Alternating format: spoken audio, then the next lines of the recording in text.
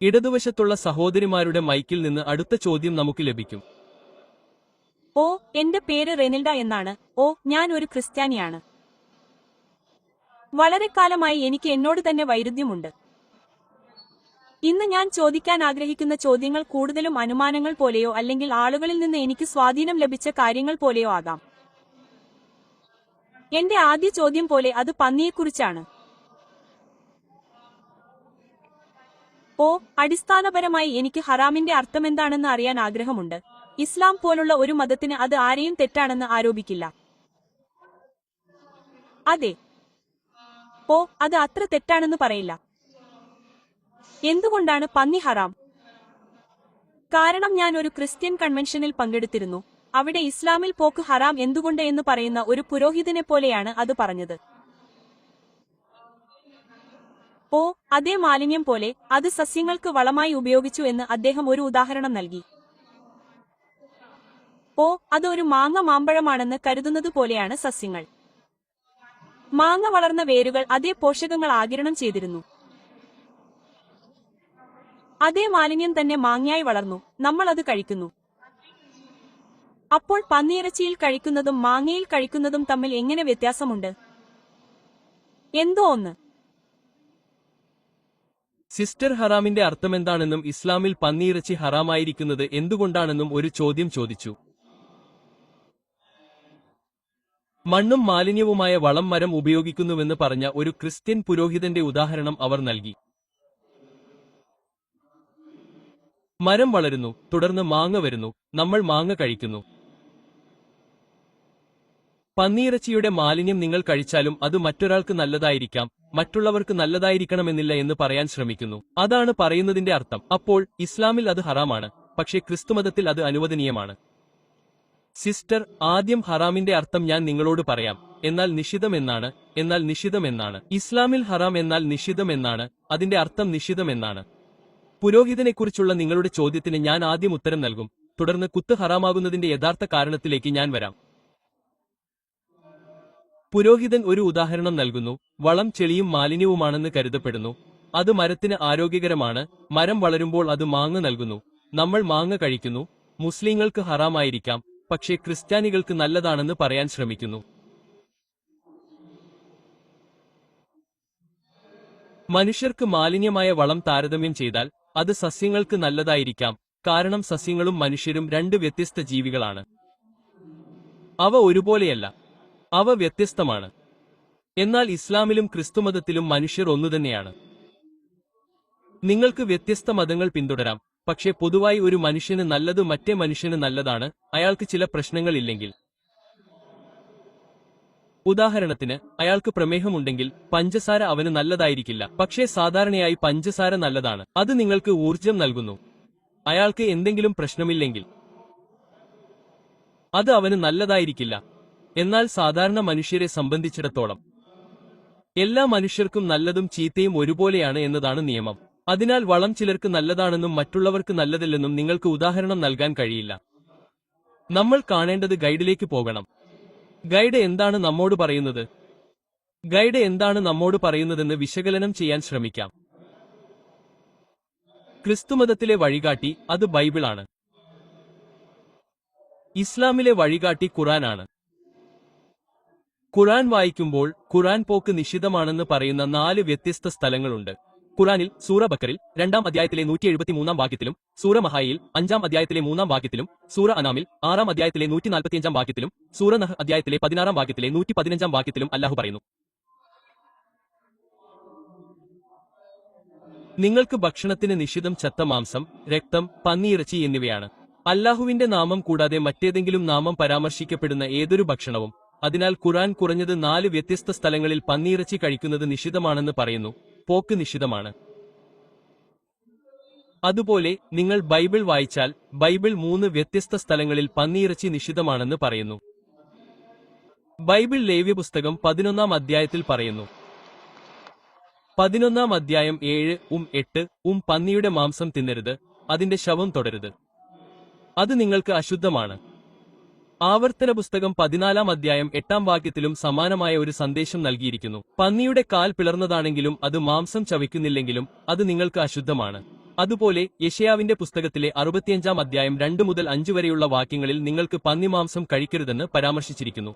അതിനാൽ നിങ്ങൾക്ക് പന്നിമാംസം കഴിക്കരുതെന്ന് ബൈബിൾ കുറഞ്ഞത് 3 വ്യത്യസ്ത സ്ഥലങ്ങളിൽ പറയുന്നു. മത്തായിയുടെ സുവിശേഷത്തിൽ യേശുക്രിസ്തുവിന് സമാധാനം ഉണ്ടാകട്ടെ എന്ന് അധ്യായം 5 വാക്യം 1720 പറഞ്ഞു. പ്രവാചകന്മാരുടെ ന്യായപ്രമാണം നശിപ്പിക്കാനാണ് ഞാൻ വന്നതെന്ന് അവർ കരുതുന്നില്ല. ഞാൻ വന്നിരിക്കുന്നത് നശിപ്പിക്കാനല്ല, നിറവേറ്റാനാണ്. ഏറ്റവും ചെറിയ കൽപ്പനകളിൽ ഒന്ന് ലംഘിക്കുന്ന ഏതൊരാളെയും സ്വർഗരാജ്യത്തിൽ ഏറ്റവും ചെറിയവൻ എന്ന് വിളിക്കും. അതായത് നിങ്ങൾ പഴയ നിയമത്തിലെ ഒരു നിയമം, ഒരു ജോഡ് അല്ലെങ്കിൽ ടൈറ്റ് ലംഘിച്ചാൽ നിങ്ങൾ ജന്നയിൽ പ്രവേശിക്കരുത്.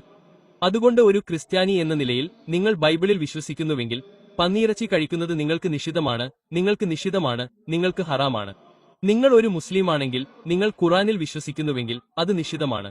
നിങ്ങൾ ബൈബിളിൽ വിശ്വസിക്കുന്നില്ലെങ്കിലോ ഖുറാനിൽ വിശ്വസിക്കുന്നില്ലെങ്കിലോ ഇന്നത്തെ യുക്തിയും ശാസ്ത്രവും പോപ്പിനെക്കുറിച്ച് എന്താണ് പറയുന്നതെന്ന് വിശകലനം ചെയ്യാം. നിങ്ങൾക്ക് പന്നിയിറച്ചി ഉണ്ടെങ്കിൽ നിങ്ങൾക്ക് കുറഞ്ഞത് 70 വ്യത്യസ്ത രോഗങ്ങൾ ഉണ്ടാകാനുള്ള സാധ്യതയുണ്ടെന്ന് ഇന്നത്തെ ശാസ്ത്രം നമ്മോട് പറയുന്നു. നിങ്ങൾക്ക് പിൻവോം ഉണ്ടാകാം, നിങ്ങൾക്ക് വട്ടപ്പുഴു വരാം. ഈ രോഗങ്ങളിൽ ഏറ്റവും അപകടകാരിയായത് ടേപ്പ് വേമാണ്. ഇതിനെ ടെനിയാലിയം എന്ന് വിളിക്കുന്നു. ഇത് കുടലിൽ വസിക്കുകയും വളരെ നീളമുള്ളതുമാണ്. നിങ്ങൾ ഭക്ഷണം നന്നായി വേവിച്ചാലും മുട്ടകൾ ടെനിയസ് സോളിയത്തിന്റെ അണ്ഡം വരിക്കില്ല. കുടലിൽ നിന്ന് രക്തപ്രവാഹം വഴി അത് നിങ്ങളുടെ ശരീരത്തിലെ മിക്കവാറും എല്ലാ അവയവങ്ങളിലേക്കും പോകും. ഇത് കണ്ണിൽ പ്രവേശിച്ച് അന്ധയ്ക്ക് കാരണമാകും. ഇത് ഹൃദയത്തിൽ പ്രവേശിച്ച് ഹൃദയാഘാതത്തിന് കാരണമാകും. ഇത് തലച്ചോറിൽ പ്രവേശിച്ച് തലച്ചോറിന് കേടുപാടുകൾ വരുത്തും. നിങ്ങൾക്ക് ഈ രോഗം പിടിപെട്ടു എന്ന് തിരിച്ചറിയുമ്പോഴേക്കും അത് പരിഹരിക്കാനാവാത്ത ഒരു നാശനഷ്ടമായിരിക്കും. മാത്രമല്ല, ഇന്ന് ശാസ്ത്രം പറയുന്നത് പന്നിയിറച്ചി കഴിക്കുമ്പോൾ പേശികൾ വളർത്തുന്ന വസ്തുക്കളേക്കാൾ കൊഴുപ്പ് നിർമ്മാണ വസ്തുക്കളാണ് കൂടുതലായി അടങ്ങിയിരിക്കുന്നത് എന്നാണ്. അതുകൊണ്ടാണ് സ്ഥിരമായി പന്നി കഴിക്കുന്നവരിൽ മിക്കവർക്കും ടയറുകളും ഫ്ലാപ്പുകളും ഉണ്ടാകുന്നത്. പന്നിയിറച്ചി കഴിക്കുന്നതിലൂടെ ഓസ്ക്ലീറോസിസ് ഉണ്ടാകാനുള്ള സാധ്യത കൂടുതലാണെന്ന് ഇന്നത്തെ ശാസ്ത്രം പറയുന്നു. രക്തപ്രവാഹത്തിന് നിങ്ങൾ പതിവായി പന്നി കഴിച്ചാൽ നിങ്ങൾക്ക് രക്താതിമർദ്ദം ഉണ്ടാകാമെന്ന് ഇന്ന് ശാസ്ത്രം പറയുന്നു. ഇന്നത്തെ അമേരിക്കക്കാരിൽ 50%-ത്തിലധികം പേർക്കും രക്താതിമർദ്ദം ഉണ്ടാകാനുള്ള കാരണം അതുകൊണ്ടാണ്. അവരിൽ ഭൂരിഭാഗവും പന്നി തിന്നുന്നവരാണ്.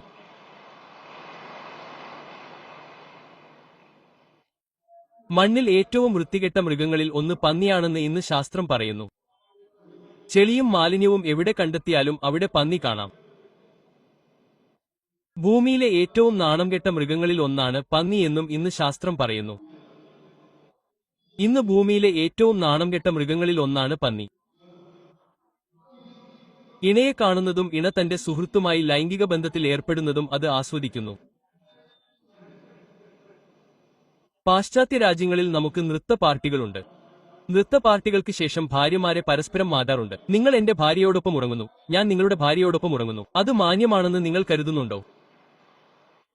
നിങ്ങൾ പന്നി കഴിക്കുകയും പന്നി പോലെ പെരുമാറുകയും ചെയ്യുന്നത് ശാസ്ത്രീയമായ ഒരു കാര്യമാണ്.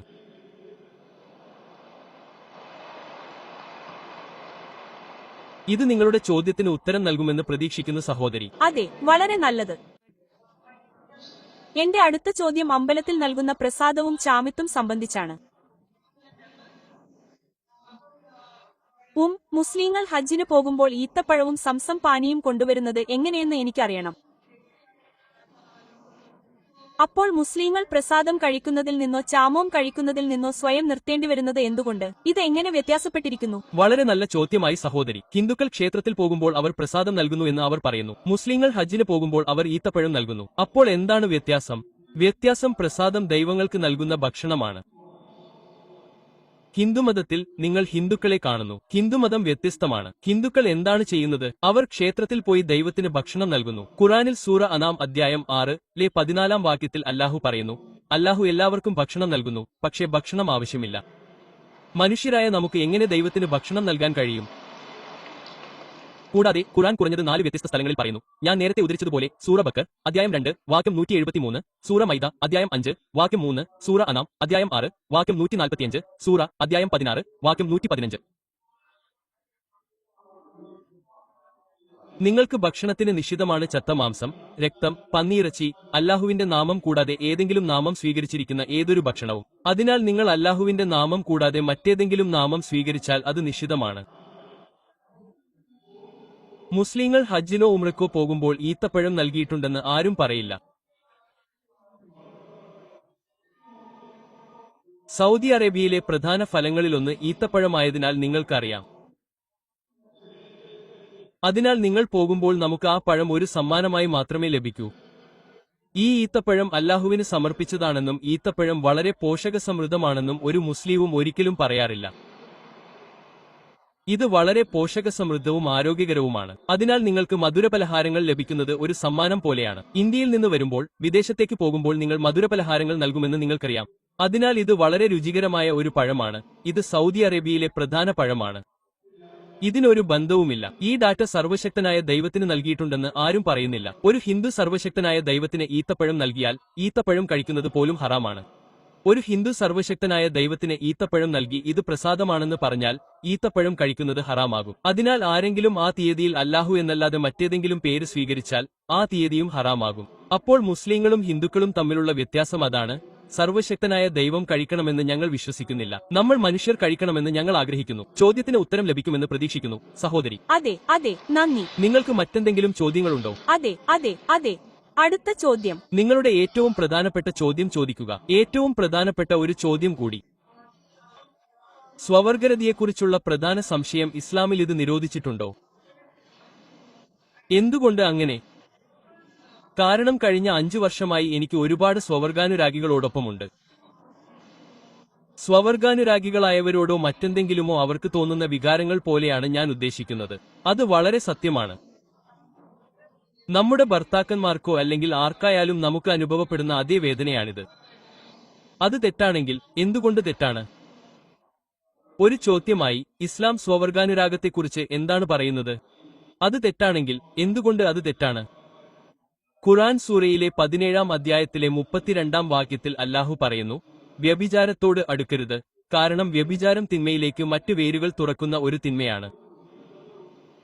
അതിനു പുറമെ സൂറ അരവ് എന്ന അധ്യായത്തിൽ 7-ാം അധ്യായത്തിൽ സ്ത്രീകളെക്കാൾ പുരുഷന്മാരോട് നിങ്ങൾ കാമം കാണിക്കുന്നുണ്ടോ എന്ന് പുരുഷന്മാരോട് അല്ലാഹു പറയുന്നു. അതായത് സർവശക്തനായ ദൈവം മനുഷ്യരെ സൃഷ്ടിച്ചതിനാൽ ഖുർആനിൽ സ്വവർഗരതി ഇസ്ലാമിൽ നിരോധിച്ചിരിക്കുന്നു. ഖുർആനിലെ സൂറ റൂമിലെ 30-ാം അധ്യായത്തിലെ 21-ാം വാക്യത്തിൽ അല്ലാഹു പറയുന്നു, ഭാര്യാഭർത്താക്കന്മാരുടെ ഹൃദയങ്ങൾക്കിടയിൽ സ്നേഹം സ്ഥാപിച്ചിരിക്കുന്നു. എതിർലിംഗത്തിലുള്ളവരെ സ്നേഹിക്കുന്ന രീതിയിലാണ് സർവശക്തനായ ദൈവം മനുഷ്യരെ സൃഷ്ടിച്ചിരിക്കുന്നത്. സാധാരണയായി സ്വാഭാവികമായും ഒരു മനുഷ്യനും ഒരേ ലിംഗത്തെ സ്നേഹിക്കുന്നില്ല. ഭാര്യാഭർത്താക്കന്മാരിൽ ആവശ്യമായ സ്നേഹത്തെക്കുറിച്ചാണ് ഞാൻ സംസാരിക്കുന്നത്. നിങ്ങളുടെ സഹോദരന്മാർക്കും സഹോദരിമാർക്കും ഇടയിലുള്ള പ്ലൂട്ടോണിക് സ്നേഹമല്ല. ഇപ്പോൾ ആദ്യം സ്വവർഗരതി ജനിതകമാണെന്ന് പറയുന്ന ഒരു ഗവേഷണം ഉണ്ടായിരുന്നു.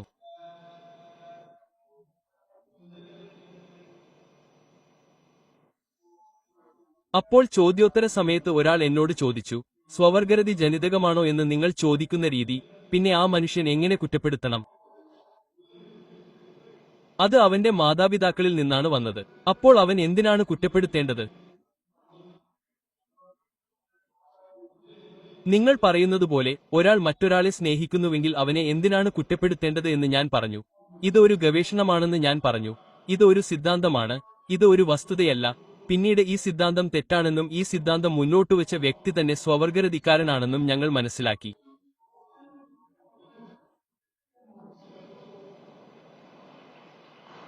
അപ്പോൾ സ്വവർഗരതി ജനിതകമല്ല. ഇന്ന് അത് വരുന്നു. ശാസ്ത്രം നമ്മോട് പറയുന്നു, സ്വവർഗരതിക്കാർ എങ്ങനെ പരിണമിക്കുന്നു. കാരണം എത്ര സർവശക്തനായ ദൈവം ഒരു മനുഷ്യന് അനുമതി നൽകിയിട്ടുണ്ട്. എന്താണ് അനുവദനീയം? നിങ്ങൾ വിവാഹം കഴിക്കൂ, നിക്കാ, നിങ്ങൾക്ക് നിങ്ങളുടെ ഭാര്യയുമായി ലൈംഗിക ബന്ധത്തിൽ ഏർപ്പെടാം. ഇസ്ലാം പറയുന്നത് നിങ്ങളുടെ ഭാര്യയുമായി ലൈംഗിക ബന്ധത്തിൽ ഏർപ്പെടുന്നത് അല്ലാഹുവിനെ ആരാധിക്കുന്നതും ഹറാമിനെ തടയുന്നതിനാൽ നിങ്ങൾ വിവാഹബന്ധത്തിന് പുറത്തു പോകുന്നില്ല, നിങ്ങളുടെ പ്രേരണകൾ കൊണ്ട് തൃപ്തിപ്പെടുത്താൻ. അതാണ് ഇസ്ലാം. ഇന്ന് ശാസ്ത്രം നമ്മോട് പറയുന്നു, ഇന്ന് ഗവേഷണങ്ങൾ പറയുന്നത് വിവാഹബന്ധത്തിന് പുറത്ത് ഒന്നിലധികം ജീവിത പങ്കാളികളുള്ള ആളുകൾ ഇണകളുമായി മാത്രമുള്ളവരെ അപേക്ഷിച്ച് മറ്റുള്ളവരെക്കാൾ വളരെ നന്നായി ലൈംഗിക ജീവിതം ആസ്വദിക്കുന്നു എന്നാണ്. ഇന്ന് നിങ്ങൾ അതിൽ മടുത്തു കഴിയുമ്പോൾ എന്താണ് സംഭവിക്കുന്നത്? നിങ്ങൾ പാശ്ചാത്യ രാജ്യങ്ങളിലേക്ക് പോകുന്നു, നിങ്ങൾക്ക് 5, 10, 20 കാമുകിമാരുണ്ട്, ഒരു പ്രശ്നവുമില്ല. തുടർന്ന് നിങ്ങൾ പ്രകൃതിവിരുദ്ധ കാര്യങ്ങൾ ചെയ്യാൻ തുടങ്ങുന്നു. നിങ്ങൾ പ്രകൃതിവിരുദ്ധ കാര്യങ്ങൾ ചെയ്യാൻ തുടങ്ങുമ്പോൾ നിങ്ങൾ സ്രഷ്ടാവിന്റെ നിയമം പാലിക്കുന്നില്ല, തെറ്റായ രീതിയിൽ നിങ്ങളുടെ പ്രേരണകളെ തൃപ്തിപ്പെടുത്താൻ ശ്രമിക്കുന്നു.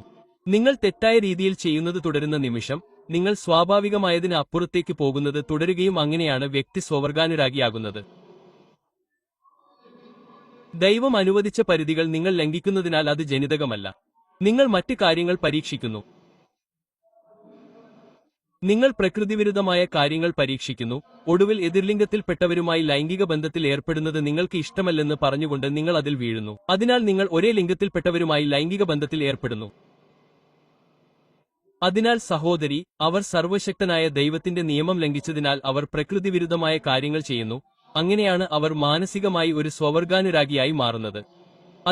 എന്നാൽ സ്വാഭാവികമായും നിങ്ങൾ സർവശക്തനായ ദൈവത്തിന്റെ നിയമം ലംഘിച്ചാൽ അത് പൂർണ്ണമായും തെറ്റാണ്.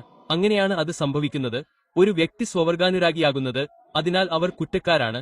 ഇസ്ലാം സ്വവർഗരതിയെ നിരോധിക്കുന്നു. ക്രിസ്തുമതം പോലും സ്വവർഗരതിയെ നിരോധിക്കുന്നു. മിക്ക മതങ്ങളും സ്വവർഗരതിയെ നിരോധിക്കുന്നു. ഇപ്പോൾ പാശ്ചാത്യ രാജ്യങ്ങൾ അങ്ങനെയാണ് പറയുന്നത്. കാരണം ജനാധിപത്യത്തിൽ ഭൂരിപക്ഷം എന്തു പറഞ്ഞാലും നിങ്ങൾ വിജയിക്കും. ഭൂരിപക്ഷം വിജയിക്കും. ഇസ്ലാമിൽ ഭൂരിപക്ഷം വിജയിക്കില്ല. ഹക്ക് വിജയിക്കും. സത്യം വിജയിക്കും. 1996 ഞാൻ കാനഡയിൽ പോയപ്പോൾ, ഞാൻ ആദ്യമായി ഒരു പ്രഭാഷണം നടത്താൻ പോയപ്പോൾ, 1-ാം പേജിൽ ഒരു പുരുഷൻ ഒരു പുരുഷനെ ചുംബിക്കുന്നത് ഞാൻ കണ്ടതായി എനിക്ക് ഓർമ്മയുണ്ട്. ഒരു പുരുഷൻ ഒരു പുരുഷനെ ചുംബിക്കുന്നു, അവർ പരസ്പരം വിവാഹം കഴിച്ചു എന്ന് പറയുന്നു. ഇന്ന് പാശ്ചാത്യ രാജ്യങ്ങളിൽ ഞാൻ സ്വവർഗരതിക്കെതിരെ സംസാരിക്കുകയാണെങ്കിൽ അത് ഒരു കുറ്റകൃത്യമാണ്. അതൊരു കുറ്റകൃത്യമാണ്. അപ്പോൾ നമ്മൾ മനസ്സിലാക്കുന്നത് മുമ്പ് എല്ലാ രാജ്യങ്ങളിലും സ്വവർഗരതി ഒരു കുറ്റകൃത്യമായിരുന്നു എന്നാണ്. പിന്നീട് കാനഡ പോലുള്ള ചില പാശ്ചാത്യ രാജ്യങ്ങൾ അതിന് നിയമപരമായ അനുമതി നൽകി. ഇന്ന് മിക്ക പാശ്ചാത്യ രാജ്യങ്ങളും സ്വവർഗരതി നിയമപരമാണ്. ഞാൻ വരുന്ന ഇന്ത്യ പോലും അത് നിയമവിധേയമാക്കാൻ ആലോചിക്കുന്നുണ്ടെന്ന് അവർ കരുതുന്നു. അതിനാൽ സത്യം എന്താണെന്ന് നമ്മൾ മനസ്സിലാക്കുന്നത് സത്യമാണ്. ഭൂരിപക്ഷം വിജയിക്കുന്നില്ല. തെറ്റ് തെറ്റാണ്. ഇസ്ലാമിലും ലോകത്തിലെ മിക്ക പ്രധാന മതങ്ങളിലും സ്വവർഗരതി ഒരു പാപമാണ്. അത് ഒരു കുറ്റകൃത്യമാണ്. അത് നിങ്ങളെ സ്വർഗത്തിലേക്ക് കൊണ്ടുപോകില്ല. അത് നിങ്ങളെ നരകത്തിലേക്ക് കൊണ്ടുപോകും. ചോദ്യത്തിന് ഉത്തരം ലഭിക്കുമെന്ന് പ്രതീക്ഷിക്കുന്നു. സഹോദരി, അടുത്ത ചോദ്യവും എന്നതാണ്. ഡോക്ടർ സാക് പറഞ്ഞതുപോലെ അത് അവസാന ചോദ്യമായിരുന്നു. നിങ്ങൾക്ക് മറ്റൊന്നുണ്ടെങ്കിൽ നിങ്ങൾക്ക് പിന്നിലേക്ക് പോയി ഒരു നിമിഷത്തിനുള്ളിൽ നിങ്ങളുടെ അടുത്ത ചോദ്യം വീണ്ടും ചോദിക്കാം. അതിനാൽ വലതുവശത്തുള്ള മൈക്കിൽ സഹോദരനിൽ നിന്നുള്ള അടുത്ത ചോദ്യത്തിലേക്ക് പോകാം. സഹോദരി പറയുന്നു, ഈ ചോദ്യത്തിന് ഉത്തരം നൽകിയാൽ അവൾ ഷഹാദ സ്വീകരിക്കുമെന്ന്.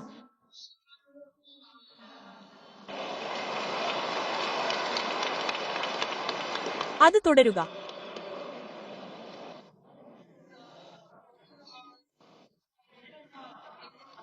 ഒരു നിരീശ്വരവാദ ലേഖനത്തിൽ ഞാൻ വായിച്ച ഒരു ചോദ്യമാണിത്. അതിൽ പറയുന്നത്, അല്ലാഹു ആദാമിന്റെ തോട്ടം സൃഷ്ടിച്ചതുപോലെ അവൻ ആദാമിനെയും ഹവ്വായെയും അവിടെ പ്രതിഷ്ഠിച്ചു. പക്ഷേ അവർ നിയമം ലംഘിച്ചതിനാൽ അവർക്ക് ഫലം ലഭിച്ചു. അത് എന്താണെന്ന് എനിക്കറിയില്ല. വിലക്കപ്പെട്ട പഴം. അവരെ തോട്ടത്തിൽ നിന്ന് പുറത്താക്കി. അവരെ പുറത്താക്കി. അതുകൊണ്ടാണ് നിങ്ങളുടെ ദൈനംദിന അപ്പത്തിനായി നിങ്ങൾ ജോലി ചെയ്യേണ്ടതുപോലെ എന്ന് പറഞ്ഞത്. നിങ്ങൾ ജോലി ചെയ്യേണ്ടതുണ്ട്. അപ്പോൾ മാത്രമേ നിങ്ങളുടെ ദൈനംദിന അപ്പം ലഭിക്കാൻ നിങ്ങൾക്ക് സമ്പാദിക്കാൻ കഴിയൂ. അതുപോലെ സ്ത്രീകൾക്ക് ഗർഭകാലത്ത് അവരുടെ വേദന വർദ്ധിക്കുമെന്ന് പറഞ്ഞിട്ടുണ്ട്. ഇതുവരെയും ഇതുതന്നെയാണ് സംഭവിക്കുന്നത്. നമ്മൾ കഠിനാധ്വാനം ചെയ്യണം. നമ്മൾ കഷ്ടപ്പെടണം. ദിവസേനയുള്ള അപ്പം സമ്പാദിക്കാൻ ആവശ്യമായതെല്ലാം ചെയ്യണം. ഗർഭാവസ്ഥയിൽ മരിക്കുന്ന സ്ത്രീകളുടെ കാര്യത്തിലും ഇതുതന്നെയാണ് സ്ഥിതി. അവരുടെ വേദന വർദ്ധിക്കുന്നു. അയ്യോ, അല്ലാഹു തന്നെ ഇതുവരെ അവരെ ഇത്ര കഠിനമായി ശിക്ഷിച്ചിട്ടുണ്ടെങ്കിൽ അവർ അതേ ശിക്ഷ തന്നെ അനുഭവിക്കുന്നു. അല്ലാഹു തന്നെ ക്ഷമിക്കുകയോ എന്നെ ശരിയായ രീതിയിൽ നയിക്കുകയോ ചെയ്യാത്തപ്പോൾ മറ്റുള്ളവരോട് ക്ഷമിക്കാൻ മറ്റുള്ളവർക്ക് ഇത് എങ്ങനെ ഒരു മാതൃകയാകും? സഹോദരിമാർ വളരെ നല്ല ചോദ്യം ചോദിച്ചു. സഹോദരി, നിങ്ങൾ ഉദ്ധരിക്കുന്നത് ബൈബിളിനെക്കുറിച്ചാണെന്ന് അവർ ശരിയായി പറഞ്ഞു. ആദാമും ഹവ്വായും അല്ലാഹു അവരിൽ പ്രസാദിക്കട്ടെ എന്ന് ബൈബിളിൽ പരാമർശിച്ചിരിക്കുന്നു. അവർ ഏദൻ തോട്ടത്തിലായിരുന്നപ്പോൾ അവർ സർവശക്തനായ ദൈവത്തിന്റെ കൽപ്പന ലംഘിച്ചു. ബൈബിളിൽ പരാമർശിച്ചിരിക്കുന്നു.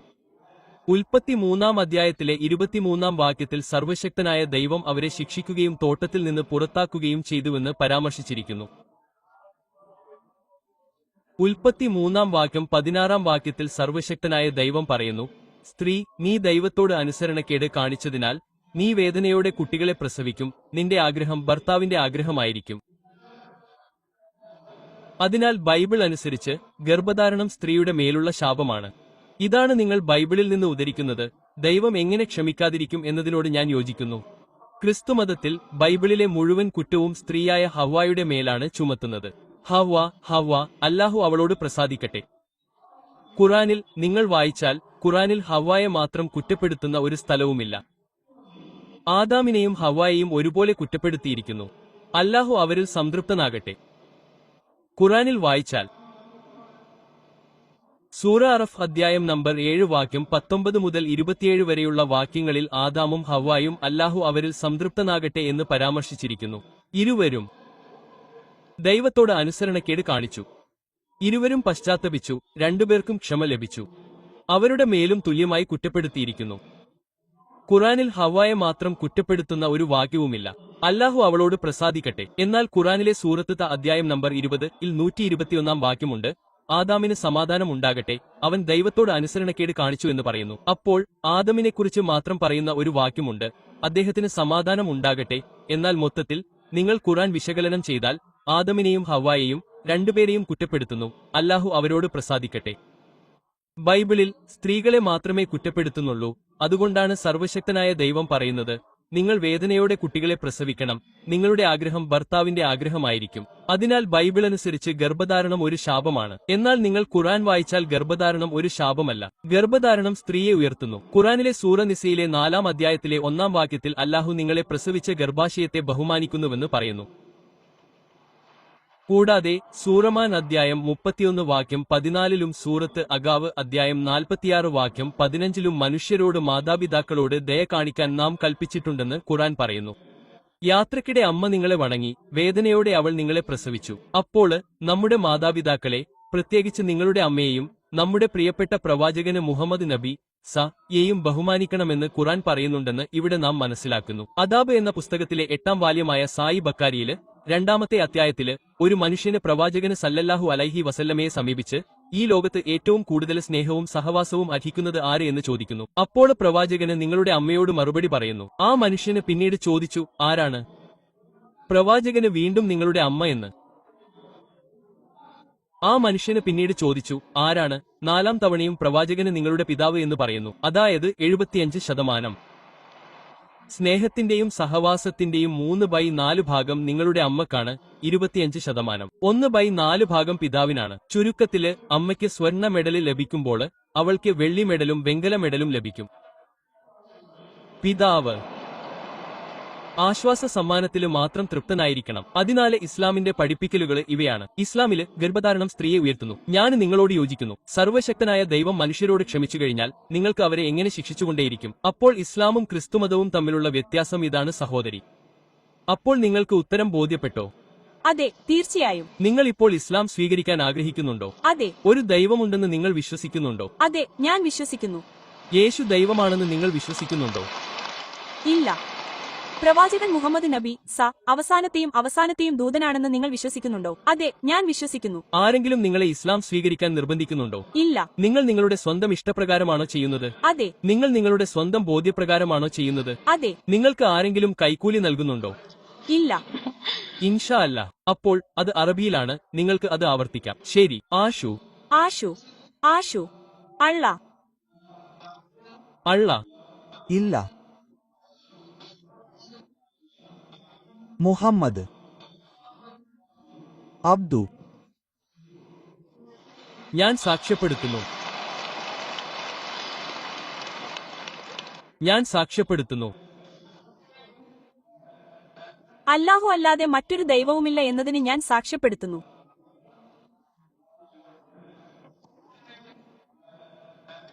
മുഹമ്മദ് നബി അല്ലാഹുവിന്റെ ദൂതനും ദാസനും അല്ലാഹുവിന്റെ ദാസനുമാണെന്ന് ഞാൻ സാക്ഷ്യപ്പെടുത്തുന്നു. മാഷാ അല്ലാഹ്, നിങ്ങൾ ഒരു മുസ്ലിമാണ്.